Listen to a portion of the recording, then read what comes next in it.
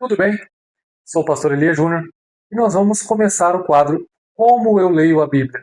Nós vamos estudar hoje um texto com vocês, marcando de uma forma simples e prática. Eu sempre gostei de marcar, fazer marcações nas minhas Bíblias, com marca-texto, com um lápis de cor, escrever. Existem Bíblias minhas que no futuro eu posso até mostrar para vocês, que está cheio de marcações nas suas laterais, em cima, no rodapé, e eu sempre gostei disso. Porém, quando eu vi o pastor Douglas Gonçalves fazer um Como Eu Leio a Bíblia também, mostrando de uma forma bem interessante, isso me chamou a atenção. E eu comecei não somente marcar na Bíblia, mas também usar folhas, tá, para marcar tudo aquilo que o Espírito Santo falava conosco. Tá? Então, essa é a forma que eu quero passar para vocês, essa é a forma que eu quero estudar com vocês, e nós vamos começar hoje estudando o Evangelho de Mateus, no seu capítulo 1, e nós vamos estudar até o versículo 17. Daqui a pouco eu já vou virar a câmera para que fique em cima do nosso estudo, para que você acompanhe. E olha como ficou o nosso primeiro estudo. Quer ver como é que a gente chegou a isso? Fica aí comigo. Vamos para o estudo? Vou virar o celular aqui para que você acompanhe. Valeu! As canetas já estão aqui, os marca-textos já estão aqui e nós vamos utilizar fazendo o estudo, ok? Vamos lá, vamos iniciar então o Evangelho de Mateus, capítulo 1. Mateus, que escreveu o seu Evangelho para os judeus, ok? Então, o Evangelho de Mateus foi escrito para os judeus. E o porquê é importante a gente entender isso? Porque é exatamente onde Mateus vai iniciar na genealogia, tá bom? Então nós vamos iniciar aqui a genealogia e entender o que uma genealogia, gente, tem a nos ensinar. Então nós vamos começar aqui, livro da geração de Jesus Cristo, filho de Davi, filho de Abraão, tá? Quem é que se destaca neste texto? Nós já vamos ver. O foco de Mateus é que Jesus Cristo seja destacado já nesse início, né? Por quê? A palavra Jesus nós conhecemos dentro do grego é Jesus, que significa salvação, ok? Salvação. Livro da geração de Jesus Cristo, então, essa já é o alvo de Mateus, trazer, evidenciar Jesus Cristo. Versículo 2: Abraão gerou Isaque, Isaque gerou Jacó, Jacó gerou a Judá e seus irmãos. Existem três personagens que se destacam também aqui: Abraão, Isaque e Jacó. São os patriarcas, né? 3.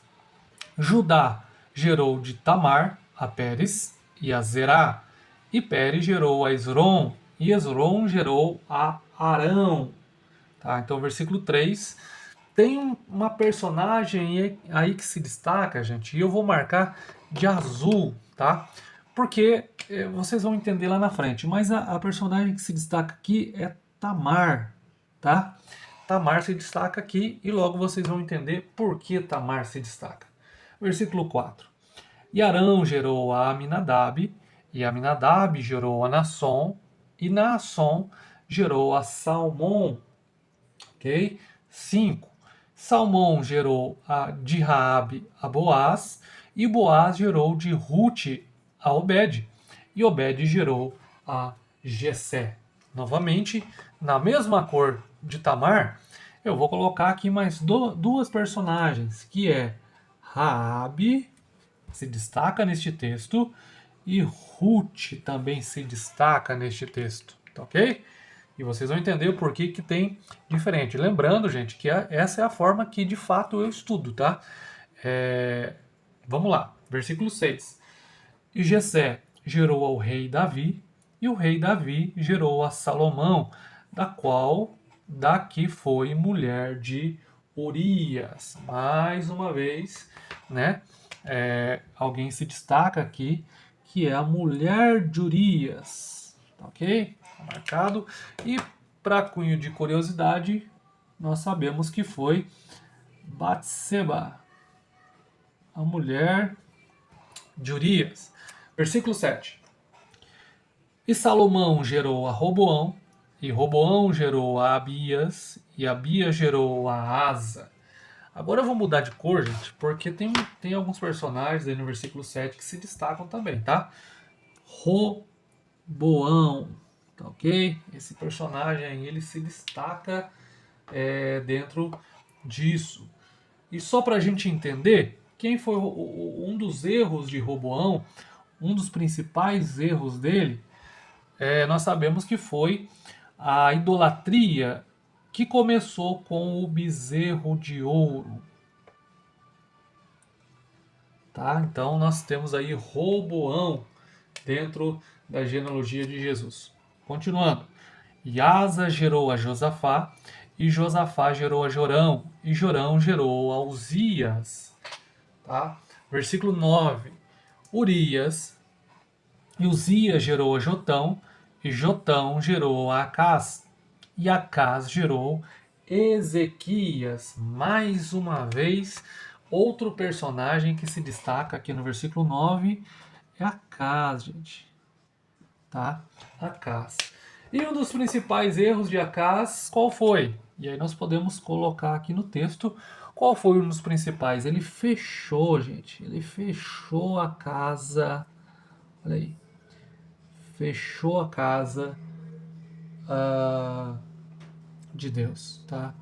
Então, Acás foi um dos responsáveis por não simplesmente ter a idolatria como foi o erro de Roboão, mas Acás ele foi cruel, porque além de tirar ou focar na idolatria, ele tirou do povo a oportunidade de se achegar ao templo para adorar a Deus e para buscar o Senhor, tá bom?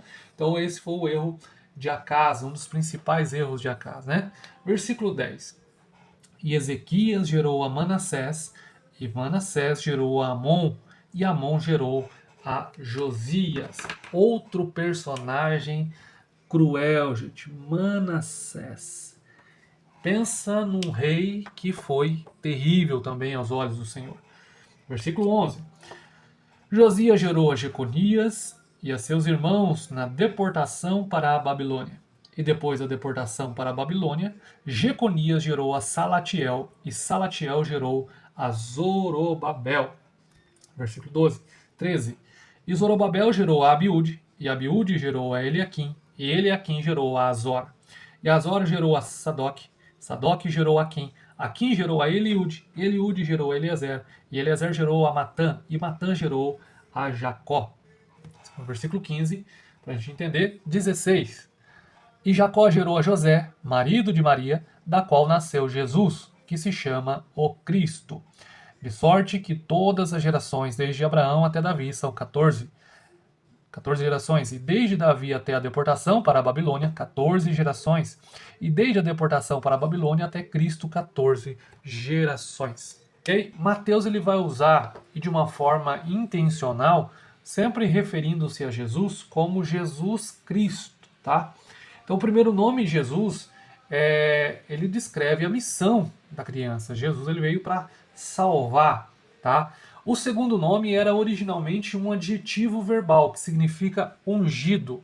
Em outras palavras, gente, quando a gente olha aqui para o versículo 16, por enquanto, a gente pode dizer que a palavra Jesus é a missão. Olha só, a missão.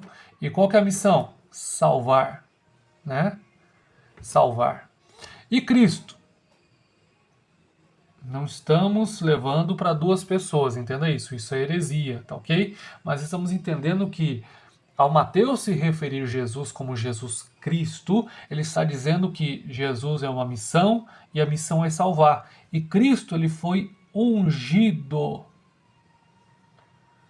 tá? Ou seja, trazendo novamente o preparo. Existe uma missão dada aqui e ele foi preparado para essa missão, que é salvar, tá bom? Então, quando a gente olha para a palavra Jesus Cristo, olha só, Jesus Cristo, nós precisamos entender, existe uma missão e ele foi enviado para essa missão. Então aqui, gente, nós vamos fazer uma simples pergunta para a gente começar a entender como se aplica esse texto.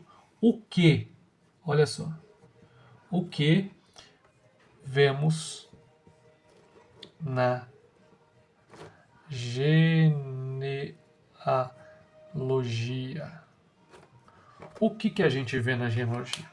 O que a gente pode aprender em uma genealogia que às vezes a gente passa, lê de uma forma rápida para a gente passar, tá? Em primeiro lugar aqui, gente, ó. Em primeiro lugar, eu vou destacar, eu vou colocar a cor, já, se você quiser entender a forma que eu estudo é essa, tá? A cor azul nós usamos lá para Tamar, não é isso? Nós usamos a cor azul para Tamar. Então, eu vou marcar aqui o primeiro de azul.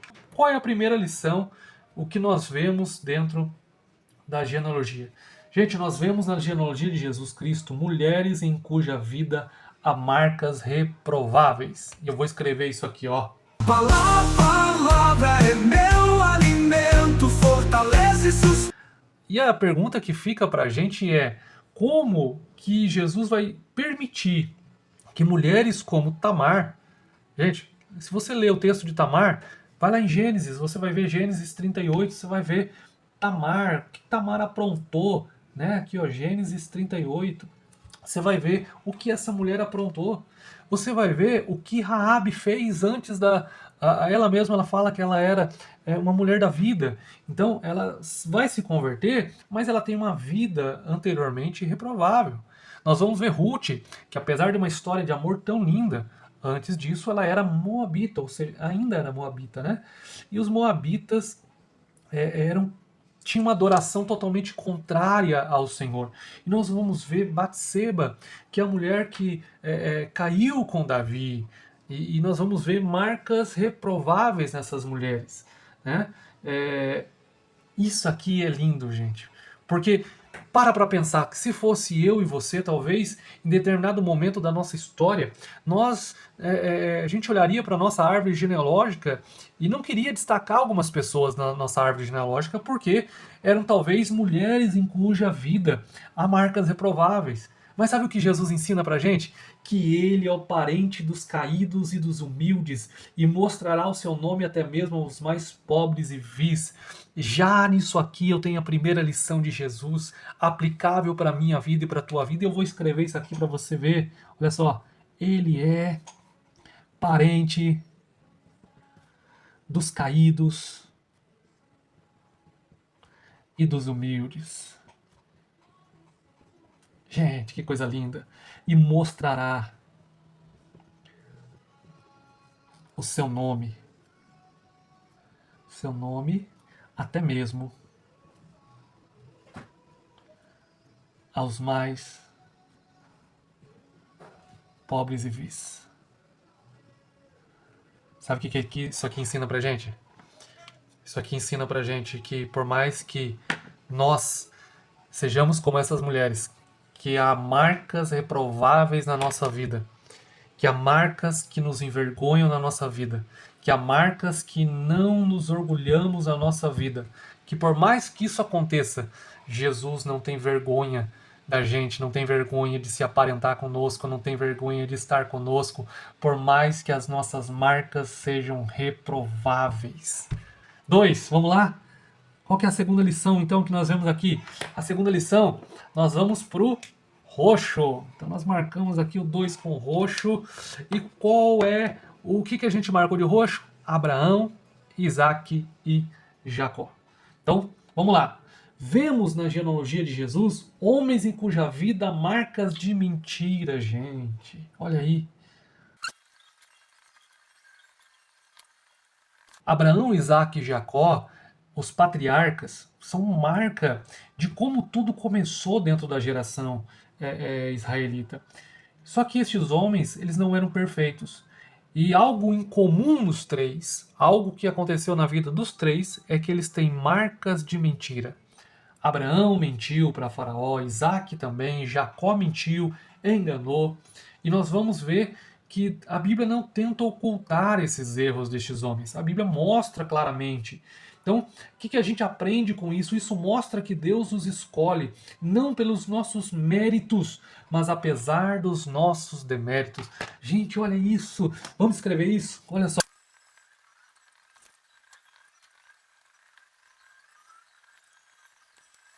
Gente, olha isso. Que lição a genealogia está nos ensinando? Que Deus não nos escolhe pelos nossos méritos. Não é os nossos méritos, não é aquilo que a gente faz. Não é os nossos. Abraão foi conhecido como o pai da fé. Nós vemos na história destes homens tantas experiências com Deus, experiências lindas com Deus, de uma revelação tremenda. Só que quando nós olhamos para isso aqui, gente, ó, eles mentiram. E talvez o olhar humano iria criticar e dizer como é que Deus pode usar homens assim. E aí a genealogia nos ensina uma lição valiosa, que Deus não nos escolhe pelos nossos méritos, mas apesar dos nossos deméritos, gente. Oh, meu amigo, não cheguemos a Jesus pelos méritos. Eu não aceito, eu não deixo Jesus trabalhar na minha vida dizendo, olha, Senhor, eu mereço estar aqui. Não. Eu chego diante do Senhor dizendo, Senhor, apesar de eu não merecer, apesar de tantos deméritos, o Senhor me aceita como teu filho. E isso mostra que ele coloca na genealogia dizendo, eles são meus. Vamos para a terceira lição? Terceira lição, qual a cor que vai ser? Nós vamos usar aqui o laranja. E quem são as marcas aqui dos laranjas? Nós temos aqui Roboão, nós temos aqui Acás, nós temos aqui Manassés. E nós podemos citar também, né, gente? Alguém, talvez, outro aqui, ó, Davi. Né? Então nós temos 4 homens aqui marcados de laranja. Davi, Roboão, Acás e Manassés. Então nós vemos na genealogia de Jesus homens em cuja vida marcas de violência. Então nós já vimos mulheres com marcas reprováveis, nós já vimos homens com marcas de mentira e agora nós estamos vendo homens com marcas de violência. Tá? E nós vamos ver isso em Roboão, nós vamos ver isso em Acás, nós vamos ver isso em Davi, que foi o homem segundo o coração de Deus, nós vamos ver isso em Manassés. Homens cuja marca. Então vamos marcar isso? Então nós vemos na genealogia de Jesus homens e cuja marca na vida há marcas de violência. E a gente poderia dizer, Senhor, o Senhor está do lado, o Senhor está compactuando, o Senhor está na mesma genealogia aqui de homens cuja marca são marcas de violência. O Senhor poderia evitar de colocar estes homens na sua árvore genealógica, o Senhor poderia evitar. Só que isso que eu acho lindo, Mateus ele é inspirado pelo Espírito Santo a escrever e justamente colocar pessoas na árvore genealógica de Jesus, homens em cuja marcas há marcas de violência. Por quê? Porque ele saberia, ou melhor, ele sabia que ao chegar aqui, ao esse evangelho chegar na gente, ele ia encontrar na gente marcas reprováveis, marcas de mentira e marcas de violência. E essas marcas, elas poderiam, a gente poderia olhar para Jesus e ver em Jesus salvação, mas essas marcas poderiam evitar ser uma barreira para a gente da gente chegar até Jesus.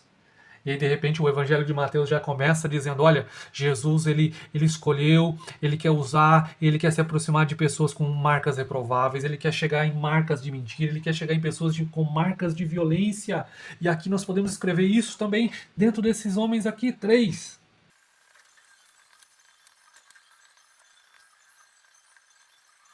A genealogia de Jesus aponta para a infinita misericórdia de Deus. Ele ama com amor eterno os mais indignos.